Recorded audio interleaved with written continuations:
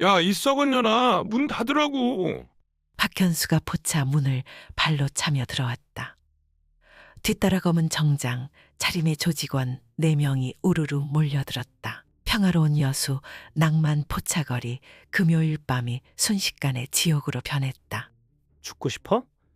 정말 죽고 싶냐고. 쾅! 가장 젊은 조직원이 소리치며 테이블을 발로 차 넘어뜨렸다. 특공 삼합을 먹던 가족들이 비명을 지르며 자리에서 벌떡 일어났다. 아, 어서 나가요. 위험해요. 손님들이 벌벌 떨며 돈도 제대로 내지 못한 채 도망쳤다. 아이 손을 잡고 급히 빠져나가는 부모들, 연인들은 후다닥 자리를 피했다. 포차 안이 순식간에 텅 비었다. 쾅쾅 와장창 조직원들이 의자를 집어 던지고 그릇을 바닥에 내팽개쳤다. 깨지는 소리가 연달아 터졌다. 맛있게 차려진 음식들이 바닥에 흩어졌다. 유리 조각들이 사방으로 튀었다. 영업 끝이라고. 못 들었어? 막내 조직원이 고함치며 남은 소주병을 벽에 내던졌다. 투명한 파편들이 형광등 불빛에 반짝이며 떨어졌다. 하지만 카운터에서는 여전히 사각사각 소리가 들렸다. 현아가 조용히 통대지고기를 손질하고 있었다. 흰색 앞치마를 두르고 묵묵히 칼질을 계속했다. 20kg가 넘는 무거운 고기 덩어리를 혼자서 들어올리는 모습이 예사롭지 않았다. 하지만 조직원들은 그저 평범한 아줌마로만 봤다. 야, 사장, 우리 말 안 들려? 박현수가 목청을 터뜨렸다. 40대 후반의 건장한 남자였다. 얼굴에는 수십 년간 조폭으로 살아온 험상궂은 흔적이 역력했다. 목에는 용문신이 또아리를 틀고 있었다. 현아는 고개도 들지 않았다. 정육칼이 뼈와 살을 정확하게 분리해냈다. 사각사각 리듬감 있는 칼질 소리만 계속되었다. 그 소리가 이상하게 긴장감을 만들어냈다. 이 아줌마 뭐야? 귀가 먹었나? 조직원 중 한 명이 짜증을 내며 현아에게 성큼 다가갔다. 술 냄새와 담배 냄새가 진동했다. 싸구려 향수 냄새까지 뒤섞여 역겨웠다. 현수개발에서 이 일대 다 정리하기로 했어. 박현수가 위협적으로 말했다. 가슴을 쭉 내밀고 허세를 부렸다. 조직원들이 뒤에서 킥킥거리며 웃었다. 재개발 들어가니까 빨리 꺼지는 게 좋을 거야. 안 그러면. 말끝을 흐리며 목을 긋는 신용을 했다. 다른 조직원들이 함께 웃어댔다. 비열한 웃음소리가 포차 안에 울려 퍼졌다. 현아는 여전히 반응하지 않았다. 고기를 자르는 소리만 사각사각 계속되었다. 그 소리가 점점 더 또렷하게 들렸다. 마치 카운트다운처럼. 야! 무시하는 거야? 이 미친년아! 조직원이 화를 내며 테이블 위 소주병을 집어 바닥에 내던졌다. 쾅! 유리가 깨지는 소리가 크게 울렸다. 투명한 조각들이 사방으로 튀어나갔다. 이 아줌마 진짜 빡치게 만드네. 다른 조직원이 비웃으며 현아 옆으로 바짝 다가왔다. 불과 한 발짝 거리까지 접근했다. 현아에게서 코앞까지 얼굴을 들이밀었다. 입에서 마늘 냄새가 확 풍겨왔다. 이 언니 좀 놀았나? 조직원이 더러운 미소를 지으며 현아를 위아래로 훑어봤다. 다른 조직원들이 킥킥거리며 웃었다. 분위기가 점점 더러워졌다. 나이에 비해 몸매는 괜찮네. 관리 좀 하네. 막내 조직원이 침을 튀기며 비아냥거렸다. 눈빛이 점점 더 추잡해졌다. 현아의 몸매를 대놓고 시선으로 훑어댔다. 술 한 잔 따라봐. 이쁘게. 빈 소주잔을 현아 앞에 딸깍 놓았다. 도발적인 표정으로 현아를 노려봤다. 마치 자신이 손님인 양 거만하게 굴었다. 우리랑 좋게 지내면 재개발 보상도 많이 줄 텐데 어때? 생각해볼 만하지? 또 다른 조직원이 음흉한 웃음을 지었다. 현아의 어깨에 손을 올리려고 했다. 더러운 손가락이 현아 쪽으로 뻗어나갔다. 앞치마 벗기고 제대로 봐야겠는데? 안 그래? 가장 건방진 조직원이 손을 뻗어 현아의 앞치마끈을 거칠게 잡아당겼다. 그 순간 현아의 손이 멈췄다. 칼질하던 손이 완전히 정지했다. 앞치마가 벌어지면서 안쪽이 드러났다. 조직원들이 기대에 찬 더러운 눈빛으로 지켜봤다. 하지만 그들이 본 것은 예상과 완전히 달랐다. 카키색 크롭 탱크톱이 보였다. 그리고 그보다 더 충격적인 것이 있었다. 양팔과 어깨에 가득한 문신들이었다. 풀슬리브 타투가 팔꿈치부터 어깨까지 완전히 덮고 있었다. 왼팔에는 해골과 태극기가 선명했다. 오른팔에는 707 부대 마크와 낙하산이 정교하게 새겨져 있었다. 어깨와 가슴 부위에는 특전사 휘장과 각종 군사 문양들이 빼곡했다. 목에는 707이라는 숫자가 크고 선명하게 새겨져 있었다. 하지만 가장 눈에 띄는 것은 따로 있었다. 어깨와 팔 곳곳에 깊은 상처 자국들을 덮은 듯한 문신들이 있었다. 무언가 아픈 기억을 가리려는 듯 했다. 조직원들의 표정이 변했다. 기대감이 당황으로 바뀌었다. 뭔가 이상한 분위기를 느끼기 시작했다. 뭔 밀떡이여 보여. 컨셉 오지네. 한 조직원이 중얼거렸다. 하지만 목소리에 확신이 없었다. 태극기 보소. 애국자 납셨네. 다른 조직원이 비웃었다. 하지만 웃음소리가 어색했다. 특전사? 이 언니 망상 있나? 707이 뭐야? 버스 번호? 조롱하려 했지만 뭔가 심상치 않은 기운을 느꼈다. 그 순간 현아가 움직였다. 번개처럼 빠른 손놀림이었다. 앞치마를 당기던 조직원의 손목을 잡았다. 그리고 비틀었다. 아! 조직원이 비명을 질렀다. 뚜둑 관절이 꺾이는 소리가 났다. 현아의 다른 손이 그의 팔꿈치를 눌렀다. 크라브마가 기술이었다. 조직원이 고통스러워하며 무릎을 꿇었다. 현아가 한 번 더 힘을 주자 그는 완전히 바닥에 납작 엎어졌다. 3초도 걸리지 않았다. 다른 조직원들이 깜짝 놀라 뒷걸음질 쳤다. 심장이 터질 것처럼 뛰었다. 이런 일이 가능한 건가? 저 아줌마가 대체 뭐야? 현아는 조직원을 놓아줬다.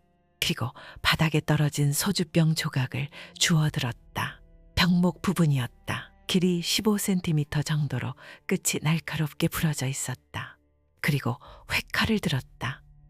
형광등 불빛이 칼날에 차갑게 반사되었다.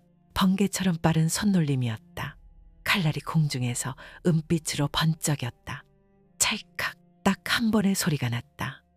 마치 가위로 종이를 자르는 것처럼 깔끔했다. 유리 조각이 완벽하게 두 동강 났다. 날카로웠던 부분이 깨끗하게 잘려나갔다. 남은 부분은 가장자리가 매끄러운 완벽한 소주잔이 되어 있었다. 포차 안이 완전히 조용해졌다. 조직원들이 입을 벌린 채 멍하니 바라봤다. 온몸에 소름이 돋았다.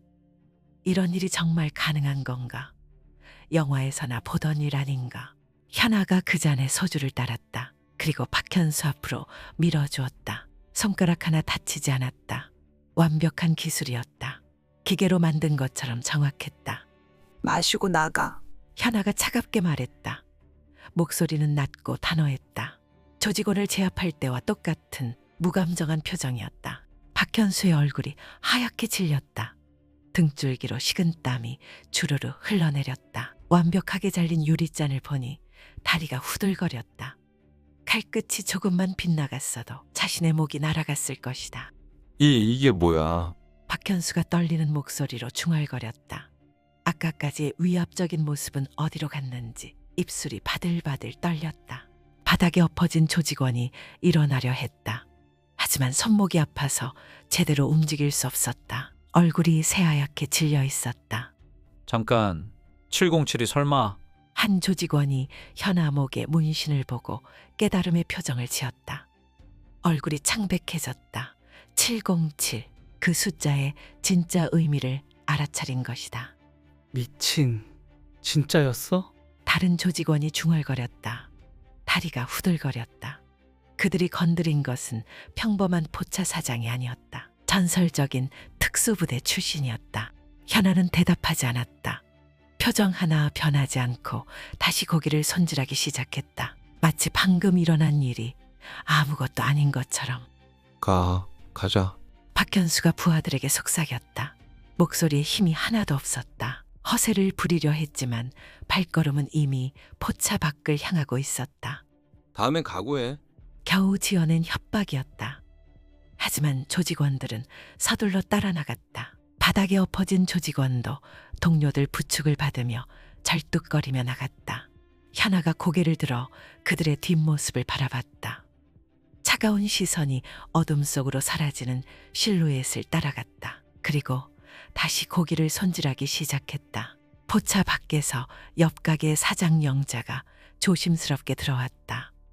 50대 중반의 푸근한 아줌마였다. 현아가 이곳에서 포차를 시작한 지 15년째.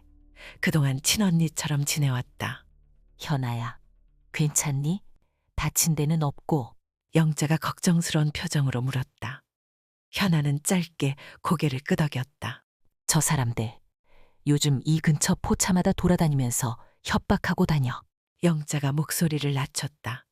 혹시나 해서 주변을 살폈다. 재개발한다면서 포차 다 없애고 상업지구 만든다더라. 벌써 3곳이나 문 닫았어. 현아의 손이 잠깐 멈췄다. 재개발. 그 단어가 가슴에 못처럼 박혔다. 이곳은 자신의 마지막 터전이었다. 15년간 쌓아온 모든 것이었다. 걱정 말아요. 현아가 말했다.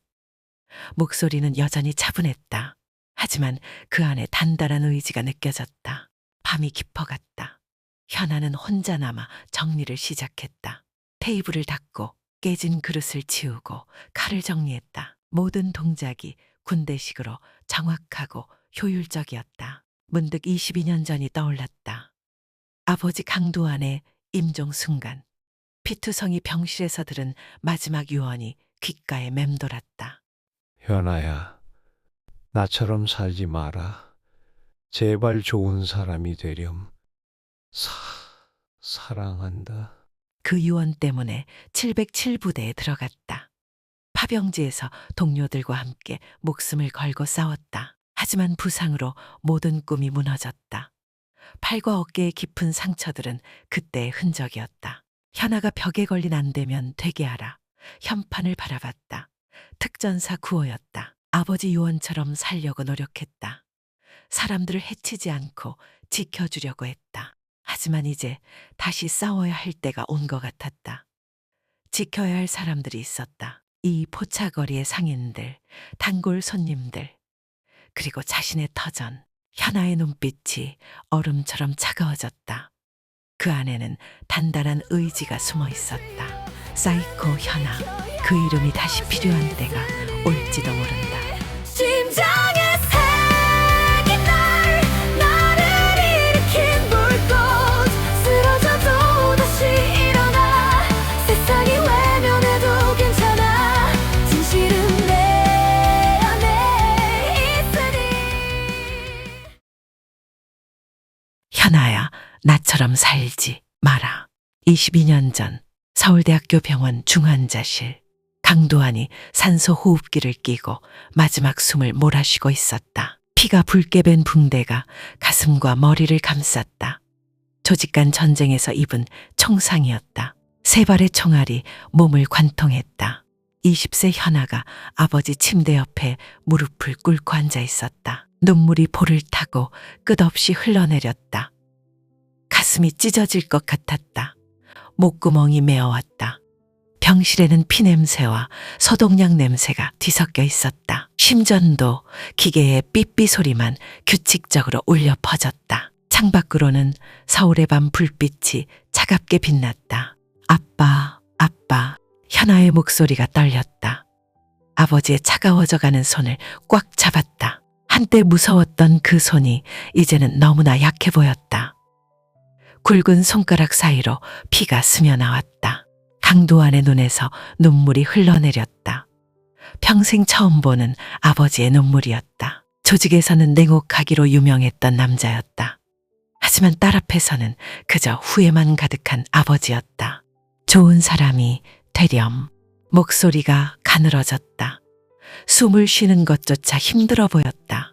하지만 마지막까지 딸에게 전하고 싶은 말이 있었다. 사랑한다, 현아야. 그 말과 함께 심전도 기계에서 긴 경고음이 울렸다. 삐. 평평한 직선이 화면에 나타났다. 의료진이 급히 달려왔지만 이미 늦었다. 아빠, 아빠. 현아가 비명을 질렀다. 하지만 강도환은 더 이상 대답하지 않았다. 조직의 간부로 평생을 살다간 한 남자의 마지막이었다. 현아는 그 차가운 손을 한참 동안 놓을 수 없었다.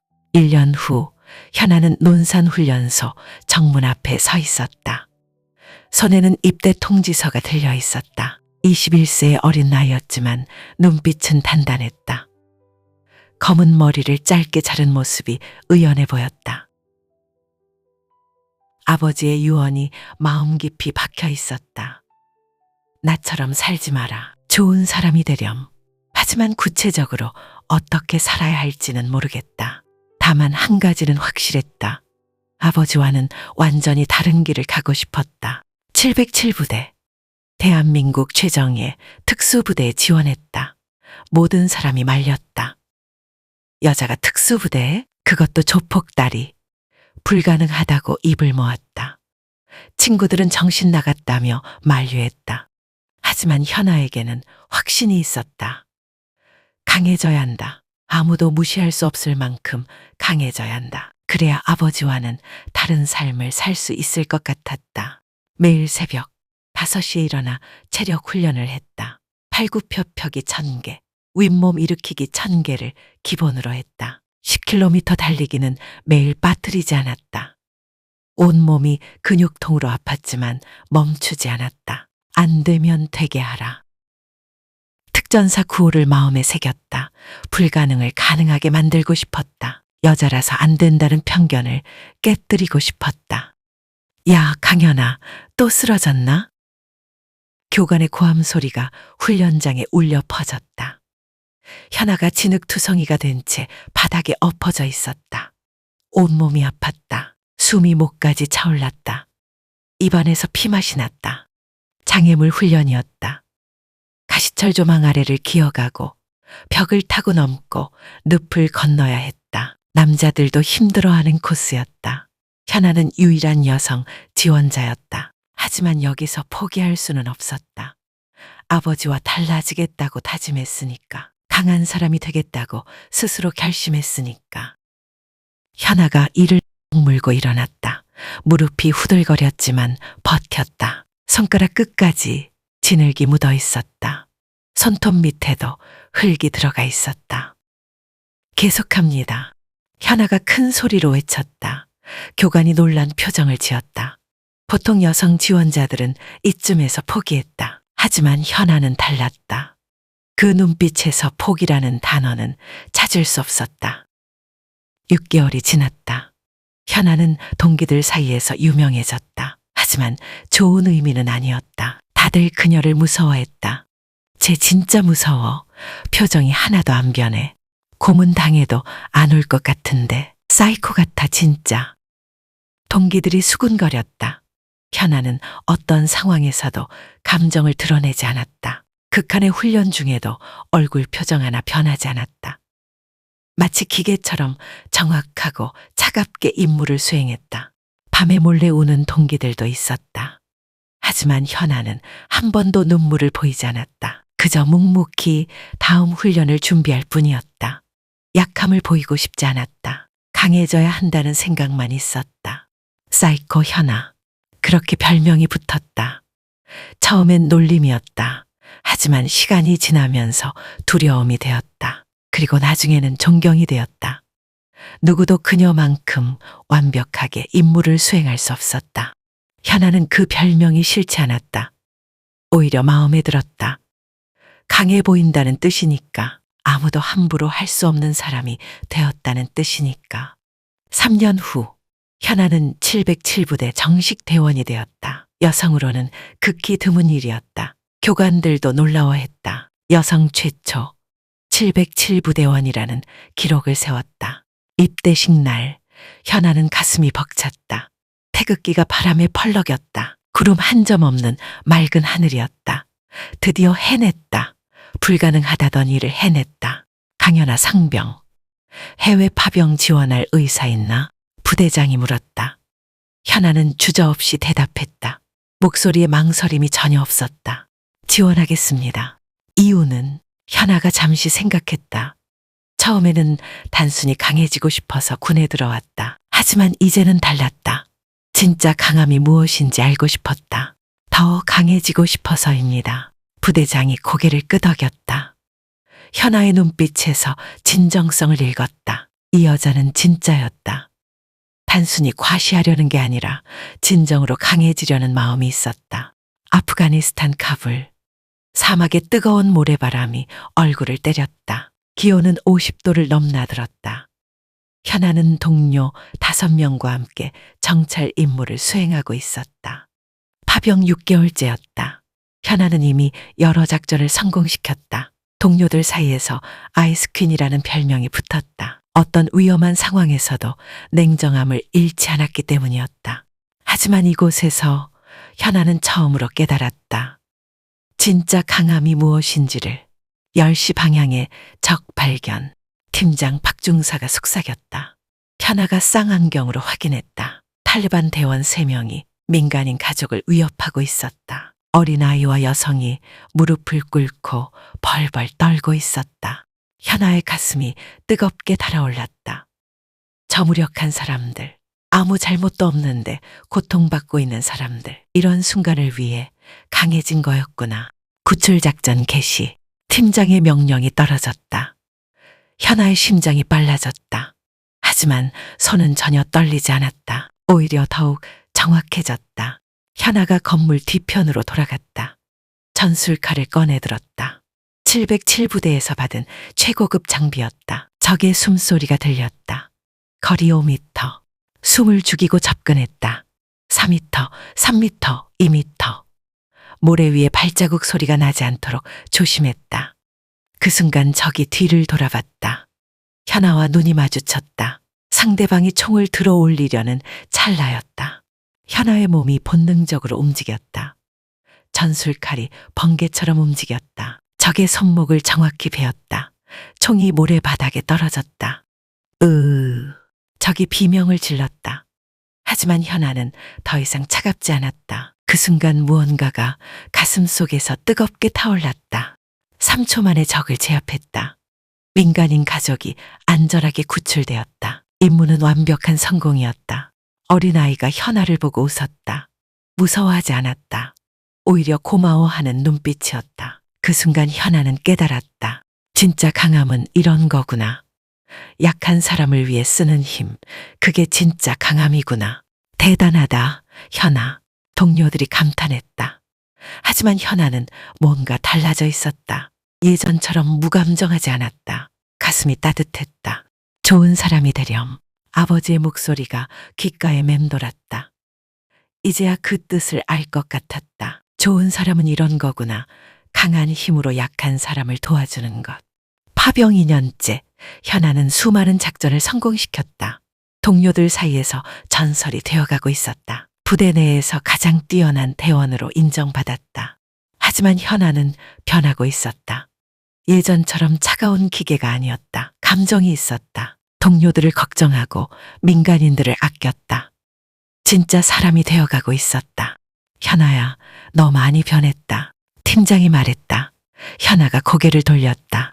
어떡해요? 예전엔 정말 무서웠거든. 근데 이젠 사람 같아. 현아가 미소를 지었다. 진심 어린 미소였다. 변한 게 맞았다. 그리고 그 변화가 좋았다. 하지만 운명은 잔혹했다. 그날도 평범한 정찰 임무였다. 하지만 적들이 IED 즉석 폭탄을 미리 설치해 놓았다. IED 폭발, IED 폭발.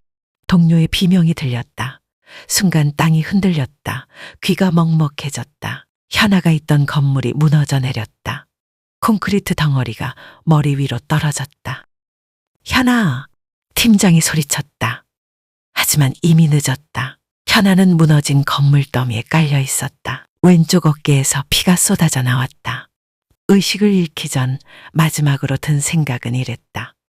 아직 할 일이 많은데, 아직 좋은 사람이 되는 중인데. 독일 람슈타인 미군 병원. 현아가 눈을 떴다.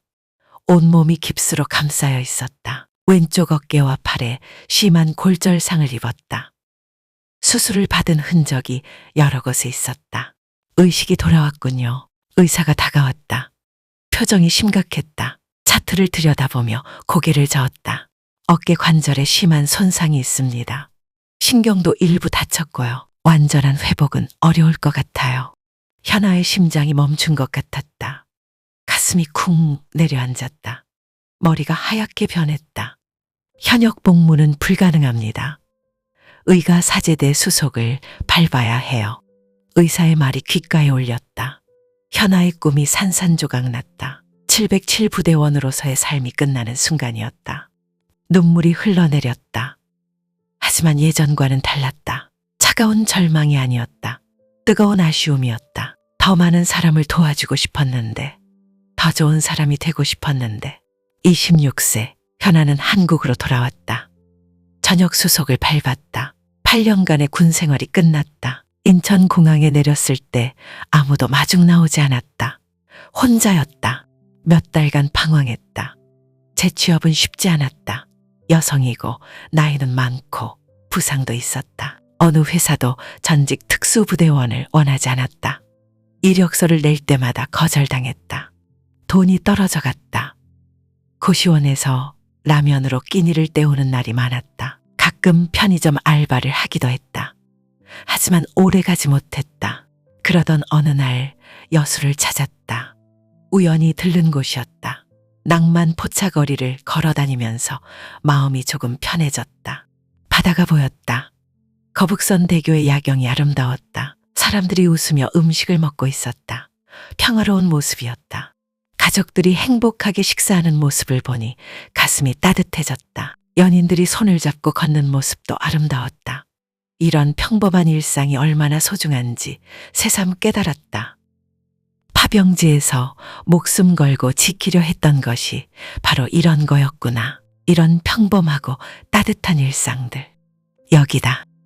현아가 중얼거렸다. 이곳에서 새로운 삶을 시작하고 싶었다. 다른 방식으로 좋은 사람이 되어보고 싶었다. 작은 포차 자리를 얻었다. 전세금으로 가진 돈을 모두 털어넣었다. 처음에는 아무것도 몰랐다. 요리도 장사도 모르는 초보였다. 하지만 새로운 목표가 생겼다. 사람들을 행복하게 해주고 싶었다. 맛있는 음식으로 웃게 해주고 싶었다. 이것도 좋은 일이잖아. 안 되면 되게 하라. 특전사 정신으로 버텼다. 밤낮 없이 요리를 배웠다. 유튜브로 칼질을 연습했다. 손님들을 정성스럽게 대접했다. 칼질은 이미 완벽했다. 707부대에서 배운 기술이 뜻밖의 도움이 되었다. 첫 해는 적자였다. 둘째 해도 마찬가지였다. 하지만 현아는 포기하지 않았다. 조금씩 단골들이 생겼다. 입소문이 났다. 사장님 손맛이 정말 좋아요. 여기 와서 먹으면 기분이 좋아져요. 손님들의 말이 현아를 기쁘게 했다. 이런 게 좋은 사람이 되는 거구나. 사람들을 행복하게 해주는 거구나. 15년이 흘렀다. 현아는 이제 포차거리의 터줏대감이 되었다. 바다정 육포차는 단골들로 항상 붐볐다. 특공 삼합은 여수 명물이 되었다. 벽에는 안 되면 되게 하라 현판이 걸려 있었다. 군용 식판에 음식을 내주었다. 밀떡 컨셉은 손님들에게 인기였다. 707부대 휘장도 작게 걸어놓았다. 하지만 현아는 진짜 과거를 숨기고 살았다. 아무도 자신이 전직 707부대원이라는 것을 몰랐다. 그저 요리 잘하는 포차 사장으로만 알고 있었다. 그것으로 충분했다. 현아는 만족했다. 자신만의 방식으로 좋은 사람이 되고 있었으니까.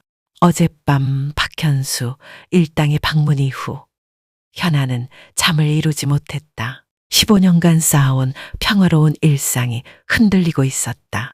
현아가 벽에 걸린 아버지 사진을 바라봤다. 흑백 사진 속 강도환이 미소 짓고 있었다. 조직 간부였지만 딸에게만은 따뜻한 아버지였다. 아빠, 좋은 사람이 되라고 하셨잖아요. 현아가 조용히 중얼거렸다. 손에는 전술칼이 들려 있었다. 아직도 완벽하게 날이 서 있었다. 제 방식대로 해볼게요. 현아의 눈빛이 달라졌다. 예전의 차가운 사이코가 아니었다. 따뜻하지만 단단한 의지가 있었다. 15년간 터득한 자신만의 철학이 있었다. 힘은 약한 사람을 위해 쓰는 것, 좋은 사람은 소중한 것을 지키는 사람. 사이코 현아가 아니라 진짜 현아로서 싸울 때가 왔다. 오늘은 끝장을 보자고. 박현수가 조직원 8명과 함께 포차로 몰려왔다. 어제보다 2배 많은 인원이었다. 모두 야구 방망이와 쇠파이프를 들고 있었다. 진짜 작정하고 온 것 같았다. 얼굴마다 분노와 복수심이 가득했다. 토요일 밤 여수 낭만 포차거리가 순식간에 아수라장이 되었다. 다른 포차 손님들이 놀라 도망치기 시작했다. 평화로운 거북선 대교 야경을 즐기던 사람들이 혼비백산했다. 저 사람들 또 왔어. 빨리 피해요. 가족 단위 손님들이 아이들 손을 잡고 급히 자리를 떴다. 연인들도 겁에 질린 표정으로 뛰어나갔다. 평화로운 저녁이 순식간에 공포로 바뀌었다. 근처 포차들도 문을 급히 닫기 시작했다. 현아는 카운터에서 조용히 일하고 있었다. 바다정 육포차 주방 쪽에는 정육점처럼 피를 뺀 돼지 한 마리가 통째로 천장의 고리에 매달려 있었다. 80kg가 넘는 큰 놈이었다. 하얀 살과 선명한 뼈 구조가 그대로 드러나 있었다. 벽에 걸린 안대면 대게하라, 현판이 형광등, 불빛에 빛나고 있었다. 707부대 휘장과 함께 걸려있는 밀덕 컨셉들이 조직원들 눈에는 그저 장식으로만 보였다. 야, 이 미친년아. 박현수가 소리치며 테이블을 야구 방망이로 내리쳤다. 쾅! 나무가 갈라지는 소리가 났다. 다른 조직원들도 의자를 집어던지고 그릇을 깨뜨렸다. 어제의 굴욕을 잊을 수 없었다.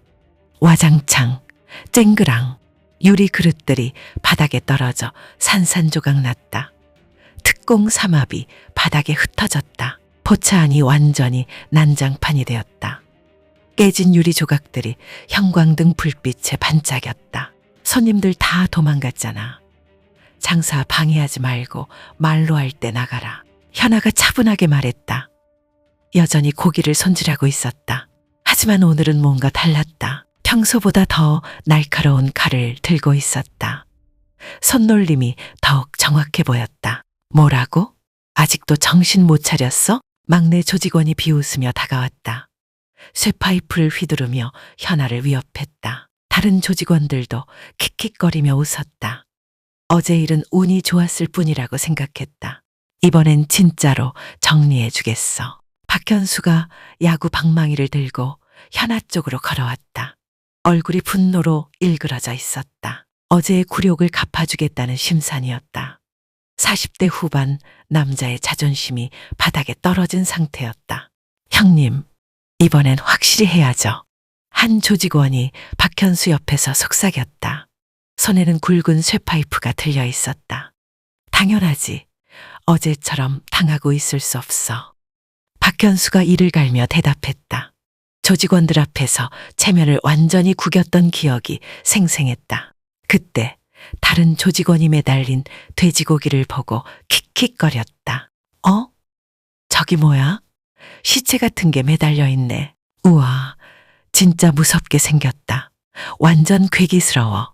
이 아줌마 취향 더럽네. 저런 걸 어떻게 매달아놔. 정육점도 아니고 진짜 징그럽다. 바다정육이라더니 진짜 이상한 컨셉이네. 조직원들이 비웃으며 돼지고기를 가리켰다. 하지만 현아의 표정은 변하지 않았다. 오히려 미묘한 미소가 입가에 번졌다. 마치 재미있는 일이 일어날 것 같다는 표정이었다. 현아가 조용히 일어나서 매달린 돼지고기 앞에 섰다.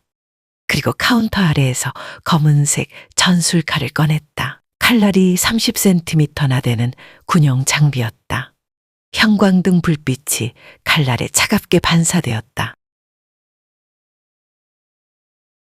조직원들이 뭔가 이상한 분위기를 느끼기 시작했다. 현아의 눈빛이 차갑게 변해 있었다. 어제와 완전히 다른 무언가가 있었다. 뭐 하려고? 겁주려는 거야? 한 조직원이 비웃었다. 하지만 목소리에 확신이 없었다. 경동맥은 여기. 현아가 돼지의 목 부분을 가리키며 차갑게 말했다. 목소리가 얼음처럼 차가웠다. 마치 의과대학 해부학 강의를 하는 교수 같았다. 찰칵 전술칼이 번개처럼 움직였다. 눈 깜짝할 사이에 돼지 목의 정확한 급소 부위가 갈라졌다. 조직원들이 무슨 일인지 알기도 전에 끝나 있었다. 절단면이 외과 수술처럼 깔끔했다. 조직원들이 입을 벌리고 바라봤다. 이런 속도를 본 적이 없었다. 심장 바로 아래는 여기. 현아가 돼지의 가슴 부위를 가리켰다. 정확한 해부학적 지식을 바탕으로 한 지적이었다. 푹 0.1초 만에 전술칼이 갈비뼈 사이를 관통했다. 잔상만 남을 정도로 빨랐다. 완벽한 각도와 깊이였다. 실전이었다면 즉사였다. 늑골 사이 각도는 45도. 현아가 계속 설명했다. 마치 교관이 신병들을 가르치는 것 같았다. 찰칵 푸, 찰칵. 칼날이 순식간에 여러 지점을 관통했다. 조직원들이 깜빡일 사이에 갈비뼈 사이사이가 모두 정확히 뚫려 있었다. 각각의 상처가 치명적인 급소였다. 한 조직원이 무의식적으로 신음을 내뱉었다. 다리가 후들거렸다. 이건 인간의 속도가 아니었다. 기계 같았다. 관절 분리는 이렇게. 현아가 돼지의 어깨 관절을 가리켰다. 손가락으로 정확한 지점을 짚었다. 뚝, 뚝, 뚝. 번개처럼 빠른 3번의 움직임. 어깨 관절이 순식간에 분리되었다. 80kg 돼지의 앞다리가 바닥에 떨어졌다. 뼈가 부러지지 않고 관절에서 깔끔하게 분리되었다. 고관절도 마찬가지. 뚝, 뚝. 또 다른 번개 같은 움직임. 뒷다리도 즉시 분리되었다. 현아의 손이 어디로 움직이는지 보이지도 않았다. 조직원들은 그저 결과만 볼 수 있었다. 척추 절단은 제3번과 제4번 사이. 현아가 돼지의 등뼈 부분을 가리켰다. 해부학적 지식이 완벽했다. 콰직 전술칼을 머리 위로 들어 올렸다가 내리치는 순간 이미 척추가 두 동강 나 있었다. 마치 레이저로 자른 것처럼 매끄러웠다. 힘의 정확한 분배와 각도 계산이 완벽했다. 대퇴동맥은 여기. 찰칵. 신장은 뒤쪽에서 이 각도로. 찰칵. 간은 늑골 아래 이 지점. 찰칵. 비장은 왼쪽 늑골 뒤편. 찰칵. 현아의 손이 흐릿한 잔상을 남기며 움직였다. 매번 정확한 급소를 찔렀다. 조직원들은 현아의 움직임을 따라갈 수도 없었다. 눈으로 봐도 이해할 수 없는 속도였다. 30초. 겨우 30초 만에 80kg 돼지가 완전히 해체되었다. 머리, 목, 앞다리, 뒷다리, 갈비, 등심, 내장 부위까지 모든 것이 정확히 분리되어 있었다. 마치 정육 공장의 기계가 작업한 것처럼 완벽했다. 포차 안이 완전히 조용해졌다. 조직원들이 공포에 질린 표정으로 서 있었다. 방금 본 것이 현실인지 꿈인지 구분할 수 없었다. 온몸이 식은땀으로 흠뻑 젖었다. 현아가 칼을 천천히 닦으며 조직원들을 바라봤다. 마치 아무 일도 없었던 것처럼 담담했다. 표정 하나 변하지 않았다. 사람도 똑같아. 현아가 차갑게 말했다. 목소리에 감정이 전혀 없었다. 로봇 같았다. 조직원 한 명의 목을 가리켰다. 경동맥, 다른 조직원의 가슴을 가리켰다. 심장, 또 다른 조직원의 옆구리를 가리켰다. 신장, 4번째 조직원의 배를 가리켰다. 간, 박현수를 마지막으로 가리켰다. 척추, 박현수의 얼굴이 하얗게 질렸다. 다리에 힘이 빠져 주저앉을 뻔했다. 야구 방망이가 손에서 떨어져 바닥에 굴러갔다. 30초면 끝나. 현아가 처음으로 미소를 지었다. 하지만 그 미소가 더욱 무서웠다. 악마의 미소 같았다. 그때 포차 밖에서 발소리가 들렸다. 여러 명이 다가오고 있었다. 무거운 발걸음 소리가 점점 가까워졌다. 어이, 새끼들아. 거친 목소리와 함께 중년 남자 5명이 들어왔다. 모두 50대 후반에서 60대 초반으로 보였다. 평범한 상인 복장을 하고 있었지만 눈빛이 예사롭지 않았다. 걸음걸이부터 일반인과 달랐다. 맨 앞에 선 남자가 박철수였다. 현아 아버지의 옛 조직원이었다. 현재는 건어물 장사를 하고 있지만 여전히 날카로운 기운이 있었다. 우리 현아 괴롭히는 거냐? 박철수가 위협적으로 물었다. 뒤에 선 4명도 마찬가지 표정이었다. 모두 현아 아버지와 함께 일했던 사람들이었다. 조직원들이 당황했다. 갑자기 나타난 중년 남자들이 누구인지 몰랐다. 하지만 분위기가 심상치 않다는 것은 느꼈다. 너희가 뭔데? 박현수가 떨리는 목소리로 물었다. 하지만 허세를 부리려 했다. 조직원들 앞에서 체면을 지키고 싶었다. 뭐라고? 이 새끼가. 박철수가 화를 냈다. 다른 중년 남자들도 험악한 표정을 지었다. 오랜 세월 조직에서 쌓인 위압감이 느껴졌다. 강두한 형님, 딸을 건드리는 거야? 박철수가 소리쳤다. 그 순간 조직원들의 얼굴이 하얗게 질렸다. 다리가 후들거렸다. 강두한, 20년 전 부산을 주름잡았던 전설의 조직 간부. 그 이름을 모르는 조폭은 없었다. 부산 조직가에 살아있는 전설이었다. 설마 그 강두한? 박현수가 떨리는 목소리로 물었다. 무릎이 후들거렸다. 온몸에 소름이 돋았다. 맞아. 바로 그 강두한 형님 딸이야. 박철수가 현아를 향해 고개를 깊이 숙였다. 다른 중년 남자들도 마찬가지였다. 진심 어린 존경의 표시였다. 현아야, 괜찮니? 다친 데는 없고? 박철수가 걱정스럽게 물었다. 현아가 짧게 고개를 끄덕였다. 조직원들이 완전히 얼어붙었다. 상황이 바뀌었다. 자신들이 건드린 것이 평범한 포차 사장이 아니었다. 전설적인 조직 간부의 딸이었다. 게다가 방금 본 그 기술, 인간의 한계를 뛰어넘는 속도와 정확성이었다. 군대에서 배운 게 틀림없었다. 죄송합니다. 정말 몰랐어요. 박현수가 무릎을 꿇었다. 다른 조직원들도 마찬가지였다. 야구 방망이와 쇠파이프를 떨어뜨리고 바닥에 엎드렸다. 완전한 굴복이었다. 몰랐다고? 현아가 차갑게 웃었다. 전술칼을 다시 손에 쥐었다. 칼날이 형광등 불빛에 번쩍였다. 30초면 끝난다. 현아가 천천히 그들에게 다가갔다. 각 걸음마다 위압감이 커졌다. 조직원들이 벌벌 떨었다. 안 죽일게. 대신 현아가 말을 멈췄다. 조직원들이 숨을 죽이고 기다렸다. 심장이 터질 것 같았다. 다시는 이 거리에 나타나지 마. 현아가 마지막 경고를 했다. 목소리가 얼음장처럼 차가웠다. 안 올게요. 절대 안 올게요.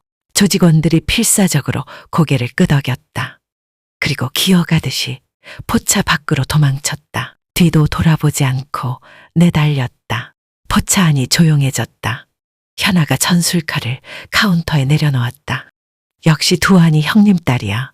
박철수가 감탄했다. 하지만 뭔가 다른 점도 느꼈다. 근데 형님과는 다르네. 더 차갑다. 현아가 해체된 돼지고기를 정리하기 시작했다.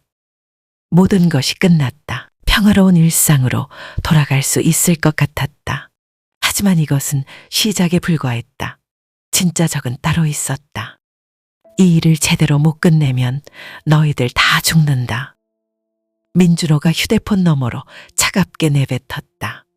30대 초반의 잘생긴 얼굴이 분노로 일그러져 있었다. 명품 정장을 입고 있었지만 눈빛은 야수 같았다.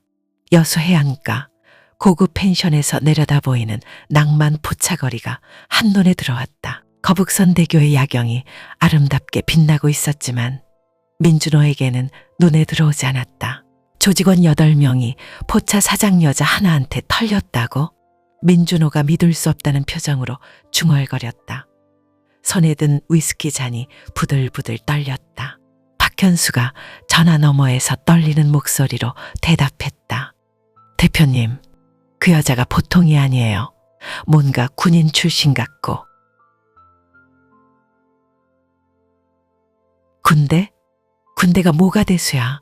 너희들이 무능한 거지. 민준호가 소리쳤다. 화가 머리끝까지 치밀었다.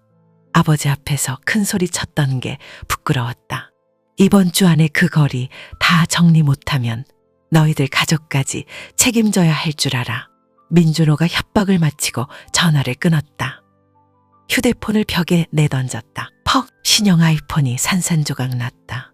3일 전 민준호는 아버지 민성철 앞에서 큰 소리 쳤었다. 아버지, 여수 낭만 포차거리 재개발은 제가 직접 맡겠습니다. 민성그룹 회장실.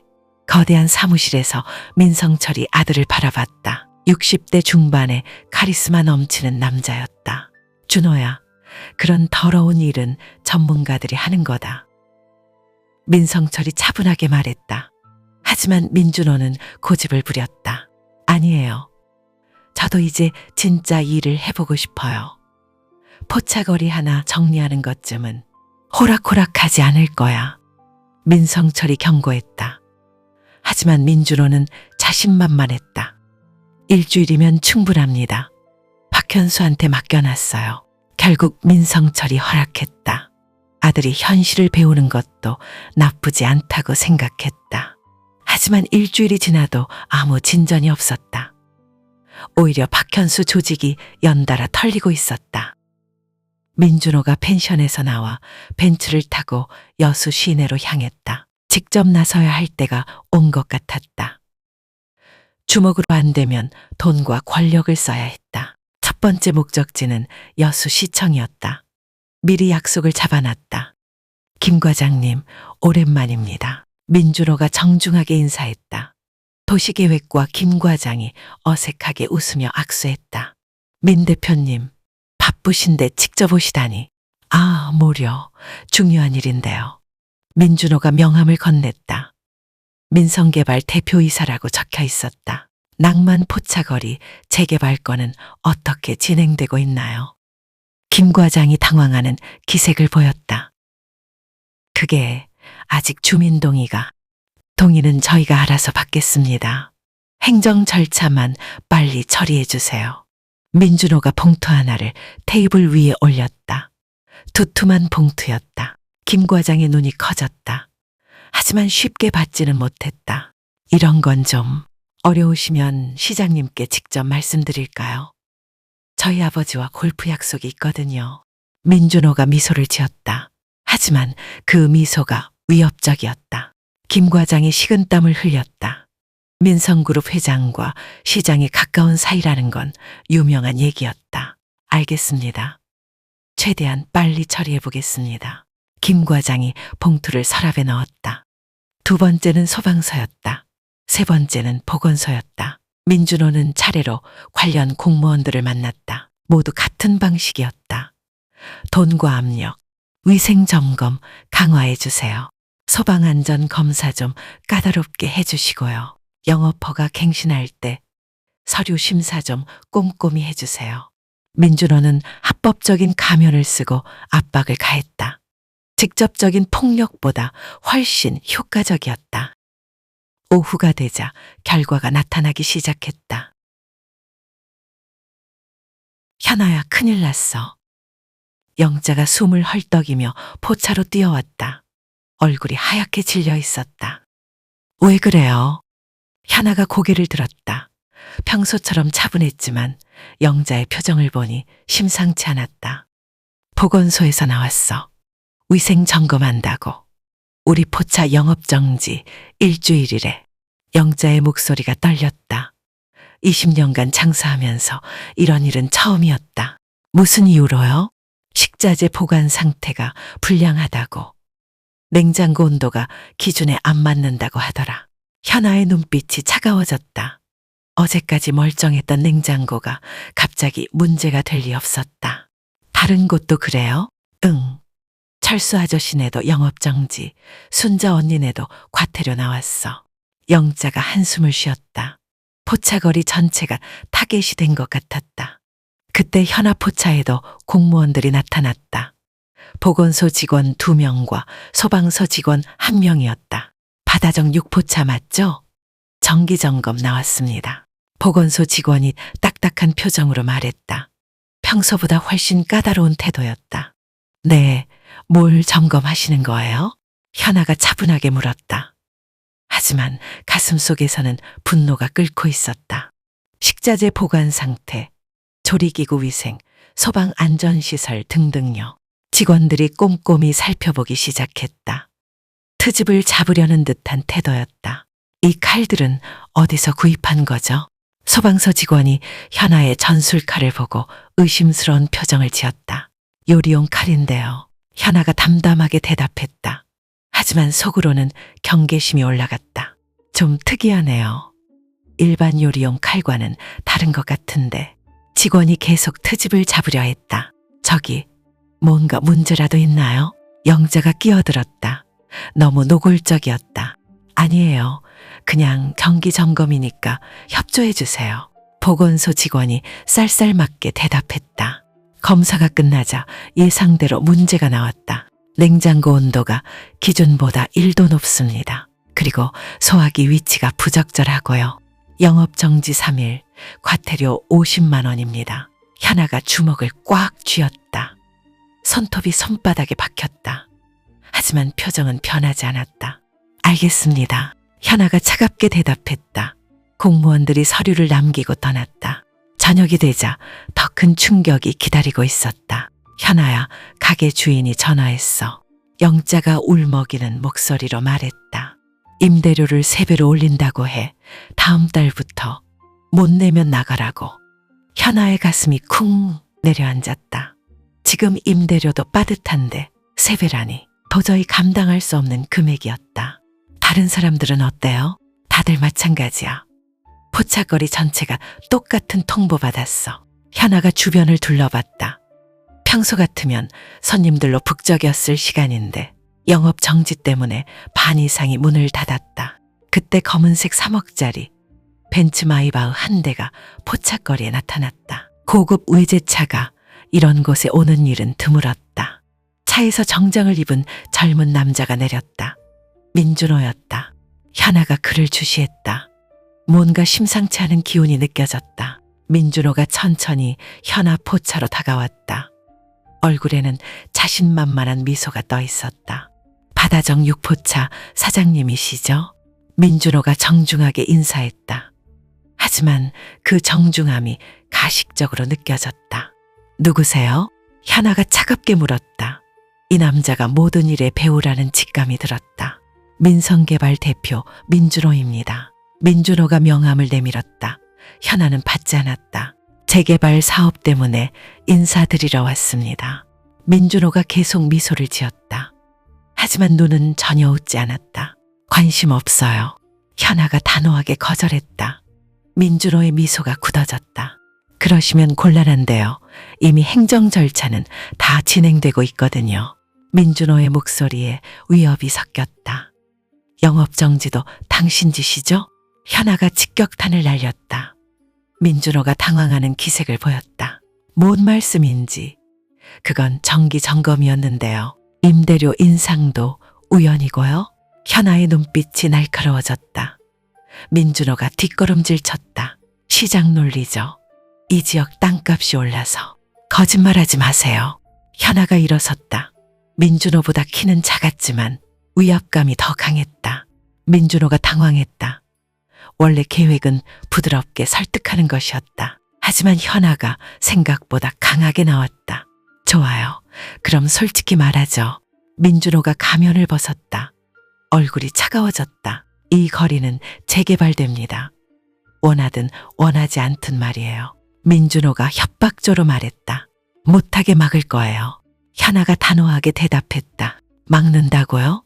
어떻게? 민준호가 비웃었다. 당신은 그냥 포차 사장일 뿐이에요. 저는 이 재개발 사업을 맡은 건설사 대표고요. 급이 다르다고요. 민준호가 우월감을 드러냈다. 급이 다르다고요? 현아가 차갑게 웃었다. 그 웃음이 소름 끼쳤다. 네, 저는 돈도 있고 권력도 있어요. 당신 같은 사람이 어떻게 저를 상대하겠어요? 민준호가 계속 우쭐댔다. 현아가 카운터에서 전술칼을 꺼냈다. 민준호의 얼굴이 하얗게 질렸다. 이거 아세요? 현아가 칼을 천천히 움직였다. 칼날이 형광등 불빛에 번쩍였다. 뭐 하려는 거예요? 민준호가 뒷걸음질 쳤다. 다리가 후들거렸다. 파병 가서 배운 건데요. 현아가 차갑게 말했다. 민준호가 완전히 얼어붙었다. 파병? 네, 아프가니스탄에서요. 현아가 미소를 지었다. 하지만 그 미소가 악마 같았다. 당신 급이 어떻게 되죠? 현아가 민준호에게 다가갔다. 민준호가 벤츠로 뛰어갔다. 이게 끝이 아니에요. 민준호가 차에 타면서 소리쳤다. 하지만 목소리가 떨렸다. 기다리고 있을게요. 현아가 차갑게 대답했다. 현아의 왼팔 해골 문신이 조명을 받아 마치 웃고 있는 것처럼 보였다. 벤츠가 급히 사라졌다. 현아가 전술칼을 카운터에 내려놓았다. 영자가 감탄하는 표정으로 바라봤다. 현아야, 너 정말 대단하다. 하지만 현아는 웃지 않았다. 이제 진짜 전쟁이 시작된다는 것을 알고 있었다. 민준호 같은 놈은 더 교활한 방법을 쓸 것이다. 법과 제도를 이용해서 말이다. 현아가 밤하늘을 바라봤다. 거북선 대교가 아름답게 빛나고 있었다. 하지만 앞으로 이 평화가 얼마나 지속될지 모르겠다. 진짜 싸움은 이제부터였다. 이제 정말 끝장을 봐야겠어. 민준호가 고급 펜션에서 휴대폰을 내려놓으며 이를 갈았다. 지난 한 달간의 압박에도 불구하고 포차거리는 꿋꿋이 버티고 있었다. 특히 현아가 중심이 되어 다른 상인들까지 단결시키고 있었다. 박현수, 그 무능한 놈들로는 안 되겠어. 민준호가 새로운 계획을 세우기 시작했다. 이번에는 완전히 합법적인 방법으로 압박하기로 했다. 돈의 힘으로 모든 걸 해결할 생각이었다. 여수 해안가에서 내려다 보이는 낭만 포차거리가 한눈에 들어왔다. 거북선 대교의 야경이 아름답게 빛나고 있었지만 민준호에게는 눈에 들어오지 않았다. 오직 재개발 후 들어설 고층 빌딩만 생각하고 있었다. 며칠 후 포차거리에 충격적인 소식이 전해졌다. 현아야, 큰일 났어. 영자가 숨을 헐떡이며 뛰어왔다. 손에는 내용 증명 우편이 들려 있었다. 얼굴이 새하얗게 질려 있었다. 임대료를 한 달 안에 못 내면 강제 퇴거래. 그것도 6개월치 밀린 거 포함해서. 현아가 서류를 받아봤다. 가슴이 덜컥 내려앉았다. 갑자기 6개월치 밀린 임대료라니. 말도 안 되는 일이었다. 6개월치요? 우리가 언제 밀렸어요? 그게 건물주가 바뀌었대. 새 주인이 계약 조건을 다시 검토하니까 그동안 받은 임대료가 기준보다 낮았다는 거야. 현아의 주먹이 꽉 쥐어졌다. 손끝이 차가워졌다. 민준호의 짓이 틀림없었다. 건물주를 매수했거나 아예 건물을 사버린 것 같았다. 다른 분들은 어때요? 모두 마찬가지야. 포차거리 전체가 같은 통보받았어. 현아가 주변을 둘러봤다. 상인들이 하나둘 모여들고 있었다. 모두 절망에 찬 표정이었다. 어떤 사람은 울고 있었다. 이번엔 정말 끝인 것 같아. 나이든 상인이 한숨을 내쉬었다. 목소리가 떨렸다. 40년간 여기서 장사했는데 이제 어디로 가라는 거야. 젊은 상인도 절망했다. 애들 학교도 여기 근처인데 이사갈 돈도 없어. 하지만 현아는 포기하지 않았다. 지금까지 혼자 버텨왔다면 이제는 달랐다. 15년간 함께 지낸 이 사람들과 같이 싸우고 싶었다. 아직 끝나지 않았어요. 현아가 단호하게 말했다. 목소리에 힘이 있었다. 우리 포차에 CCTV 있는 거 아시죠? 상인들이 고개를 끄덕였다. 박현수 일당이 난동 부린 것, 기물 파손한 것 다 찍혀 있어요. 현아의 눈빛이 번뜩였다. 왼팔에 태극기 문신이 햇빛을 받아 빛났다. 이번엔 혼자 싸우지 않을 거예요. 다 함께 해봐요. 그날 밤 상인들이 현아 포차에 모였다. 15명이 빙 둘러앉았다. 포차 안이 가득 찼다. 어떤 사람은 의자가 없어서 서 있었다. 각자 할 수 있는 일이 있을 거예요. 현아가 차분하게 말했다. 벽에 걸린 안 되면 되게 하라. 현판이 형광등 불빛을 받아 빛났다. 박철수가 먼저 나섰다. 손을 번쩍 들었다. 나는 30년 세무사 출신이야. 민준호 쪽 서류에 문제가 있는지 확인해 볼게. 정말요? 도움이 될까요? 젊은 상인이 기대에 찬 표정으로 물었다. 당연하지. 이런 일에는 반드시 법적 허점이 있어. 영자도 손을 들었다. 기자 친구들한테 연락해 볼게. 지역 신문이라도 관심 가져주면 도움이 될 거야. 신문에 나온다고 달라질까? 요즘은 SNS 시대야. 한번 퍼지기 시작하면 걷잡을 수 없어. 젊은 상인들은 SNS를 담당하기로 했다. 인스타그램, 페이스북, 틱톡까지 총동원할게요. 해시태그도 만들어야지. 여수 포차거리 지키기 어때? 좋아요. 우리 이야기 많은 사람들이 알게 하자. 현아가 감동했다. 가슴이 뜨거워졌다. 이런 게 진짜 가족이구나. 혼자가 아니라는 느낌이 이렇게 따뜻한 거구나. 고마워요, 정말. 현아의 목소리가 떨렸다. 뭘, 우리가 15년 동안 함께 지낸 사이잖아. 영자가 현아의 손을 꽉 잡았다. 따뜻한 손이었다. 현아, 네가 우리를 지켜줬으니까 이제 우리가 현아를 지킬 차례야. 작전은 체계적으로 진행됐다. 각자가 전문 분야를 살려서 움직였다. 박철수가 먼저 건물 등기부 등본을 떼어봤다. 예상대로 한 달 전에 소유주가 바뀌어 있었다. 새 소유주는 민성개발이었다. 역시 민준호 짓이야. 건물을 아예 사버렸어. 하지만 계약서를 자세히 분석해보니 문제가 있었다. 이거 봐. 임대료 인상 조항이 불법이야. 기존 계약자 동의 없이는 못 올리게 되어 있어. 박철수가 흥분해서 소리쳤다. 정말요?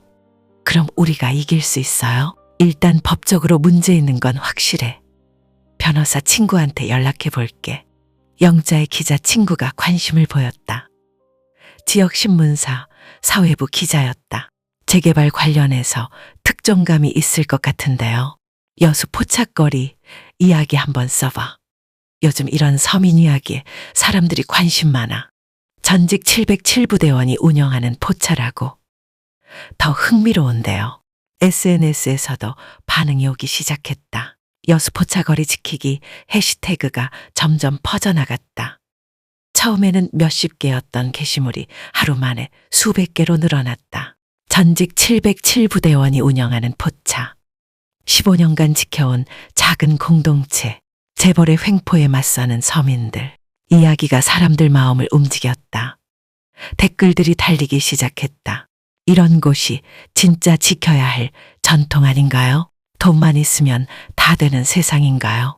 응원합니다. 하지만 민준호도 가만히 있지 않았다. 더 강한 압박이 들어왔다. 이번에는 보건소를 이용했다. 현아야, 또 큰일이야. 영자가 또 뛰어왔다. 숨이 차서 말이 제대로 나오지 않았다. 보건소에서 나왔어. 이번엔 식중독 신고가 들어왔다고 해. 현아가 어이없어 했다. 눈이 커졌다. 식중독? 우리 포차에서? 그런 적 없다고 했는데 조사해야 한다는 거야. 보건소 직원들이 나타났다. 이번에는 더 까다로웠다. 3명이 나왔다. 익명으로 신고가 들어왔습니다. 보건소 팀장이 딱딱한 표정으로 말했다. 뭔 신고요? 이 포차에서 음식 먹고 배탈 났다고 하네요. 현아가 황당했다. 어깨가 떨렸다. 분노가 치밀어 올랐다. 언제 누가 그랬다는 거예요? 증거라도 있나요? 익명 신고라서 자세한 건 알 수 없고요. 일단 조사부터 해야 합니다. 어쩔 수 없이 조사를 받았다. 냉장고 온도, 식자재 상태, 조리기구 위생까지 꼼꼼히 살펴봤다. 당연히 문제 없었다. 현아는 항상 깔끔하게 관리했으니까. 하지만 시간은 걸렸고 장사는 방해받았다. 정말 깨끗하게 관리하시네요. 보건소 직원도 감탄했다. 문제 없습니다. 신고가 허위였던 것 같네요. 하지만 현아는 화가 났다. 이런 식으로 계속 괴롭힐 거라는 걸 알았다. 이런 식으로 계속 괴롭힐 거야. 현아가 분노했다. 하지만 이럴 때일수록 냉정해야 했다. 707부대에서 배운 것 중 하나였다. 그때 예상치 못한 도움이 왔다. 현아 씨 맞나요? 한 중년 남자가 포차를 찾아왔다. 정장을 입고 있었지만 민준호 같은 느낌은 아니었다. 온화한 인상이었다. 저는 여수시의 의원 이정호입니다. 현아가 놀랐다. 시의원이 왜 여기까지? 눈이 커졌다. SNS에서 포차거리 이야기 봤습니다. 한번 직접 와보고 싶어서요. 이정호가 진심 어린 표정으로 말했다. 재개발도 필요하지만 이런 공동체도 보존할 가치가 있다고 생각해요. 이정호가 특공 삼합을 주문했다. 현아가 정성스럽게 준비했다. 15년간 갈고 닦은 솜씨를 발휘했다. 음식도 맛있고 분위기도 좋네요. 이런 곳을 왜 없애려 하는지 모르겠어요. 이정호가 감탄했다.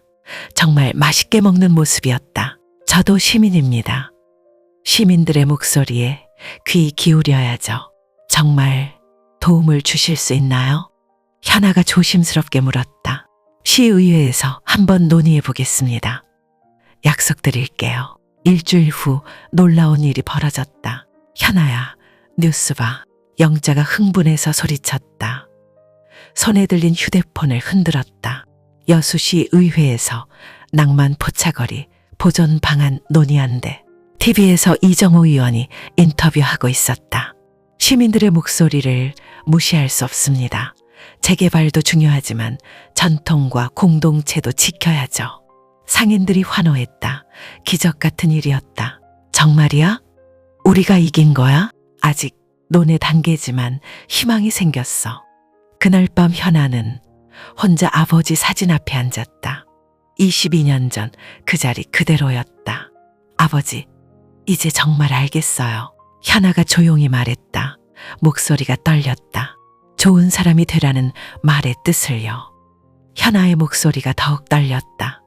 가슴이 뜨거워졌다. 혼자 착하게 사는 게 아니라 좋은 사람들과 함께 좋은 일을 하는 거였어요. 벽에 걸린 안되면 되게 하라. 현판이 달빛을 받아 빛났다. 707부대 휘장도 함께 빛나고 있었다. 제가 지킬 수 있는 건 찾았어요. 혼자가 아니라 함께 말이에요. 한 달 후 포착거리에는 새로운 현판이 걸렸다. 함께하면 안 되는 일도 되게 한다. 상인들이 현아를 위해 만든 것이었다. 기존에 안 되면 되게 하라를 발전시킨 버전이었다. 현아가 그 현판을 바라보며 미소 지었다. 어깨에 특전사 문신이 평화롭게 빛났다. 더 이상 전쟁의 흔적이 아니었다. 사람들을 지키겠다는 다짐의 증거였다. 박철수가 다가왔다. 현아야, 내 아버지가 자랑스러워할 거야. 감사해요, 아저씨. 하지만 아직 끝난 게 아니야. 민준호 그놈이 쉽게 포기할 리 없어. 괜찮아요. 이제 혼자가 아니니까. 현아가 포차거리를 바라봤다. 저녁이 되자 손님들이 찾아오고 있었다. 가족들, 연인들, 친구들이 함께 웃으며 식사하고 있었다. 현아가 전술칼을 들고 특공 삼합을 썰기 시작했다. 15년간 갈고 닦은 솜씨였다. 하지만 이제 그 칼은 무기가 아니었다. 칼은 사람을 해치는 게 아니라 사람들을 행복하게 해주는 거야. 현아가 혼잣말을 중얼거렸다. 현아의 왼팔 태극기 문신이 달빛을 받아 평화롭게 빛났다. 거북선대교 야경이 오늘도 아름답게 빛나고 있었다. 포차거리에는 웃음소리가 끊이지 않았다. 현아가 진짜 찾고 싶었던 평화였다. 진짜 싸움은 이제 시작이었지만 더 이상 혼자가 아니었다. 기억하니 그날의 약속 불타는 눈동자 속에 새겨진 말